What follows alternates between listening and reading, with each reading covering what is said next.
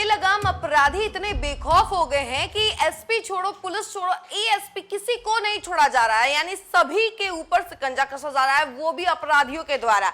वैसे तो आपने देखा होगा कि अक्सर पुलिस ही चोर को पकड़ती है या फिर अपराधियों को पकड़ती है, लेकिन इस बार का जो मामला है वो दरअसल ये है कि अपराधियों के शिकंजे से पुलिस नहीं बच पा रही है। देखिए, आए दिन खबरें सामने आती रहती हैं कि पुलिस के ऊपर डंडों का बरसात कर दिया जाता है, तो कभी पत्थरबाजी कर दी जाती है, तो कभी बेचारे पुलिस को जान बचाकर भागना पड़ जाता है। और इस बार का जो मामला है वो ये है कि स्टेशन पर एएसपी टहल रहे थे और उस एएसपी के साथ जो हुआ है उसको जानकर आप भी हैरान हो जाएंगे। जरा हम आपको विस्तार से बताते हैं।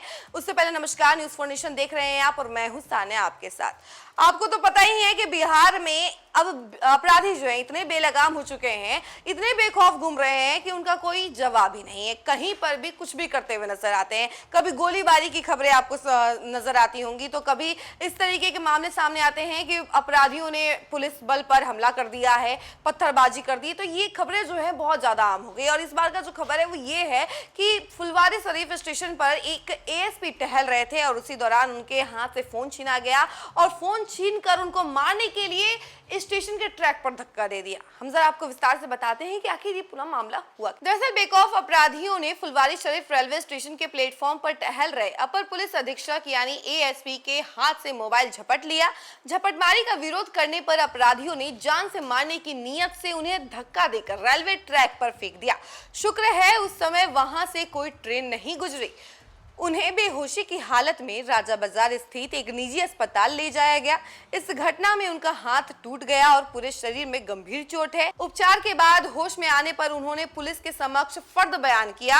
आपको बता दें कि पटना जंक्शन रेल थाना पुलिस ने मंगलवार को इस मामले में अज्ञात के खिलाफ हत्या के प्रयास, झपटमारी सहित अन्य गंभीर धाराओं में केस दर्ज कर छानबीन में जुट गई है। और स्टेशन परिसर के आसपास लगे सीसीटीवी फुटेज जो है वो खंगाले जा रहे हैं। रेल एएसपी अमृतेंदु शेखर ठाकुर ने बताया कि एसआईटी गठित कर मामले की जांच की जा रही है। जल्द ही आरोपितों को गिरफ्तार कर लिया जाएगा। मूल रूप से भभुआ निवासी प्रेमचंद्र सिंह अपर पुलिस अधीक्षक के पद पर बीएमपी 16 में पदस्थापित है। वहीं आपको बता दें कि वह रूपसपुर स्थित एक फ्लैट में रहते हैं और रात में 9-10 बजे के बीच फुलवारी शरीफ रेलवे स्टेशन पर टहलने जाते हैं।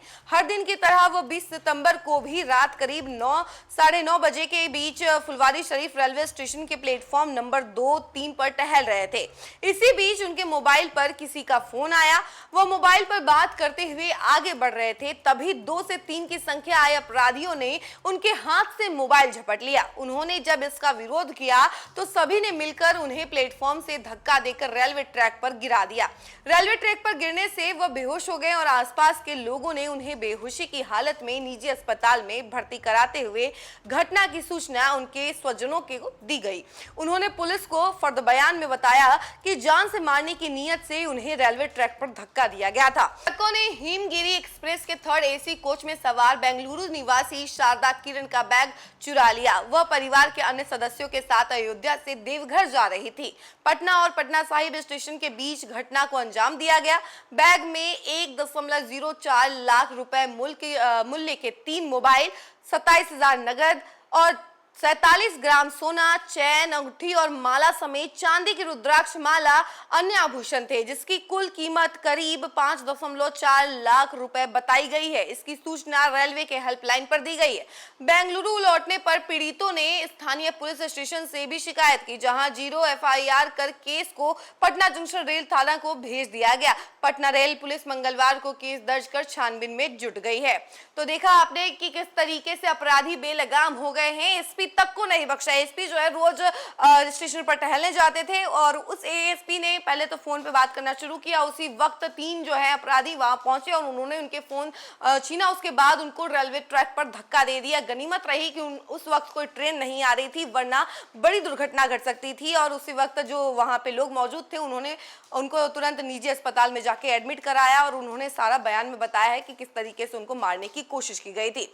इस खबर में फिलहाल के लिए इतना ही। ऐसे ही तमाम अपडेट के लिए आप हमारे साथ बने रहें और देखते रहें न्यूज़ 4 नेशन। धन्यवाद।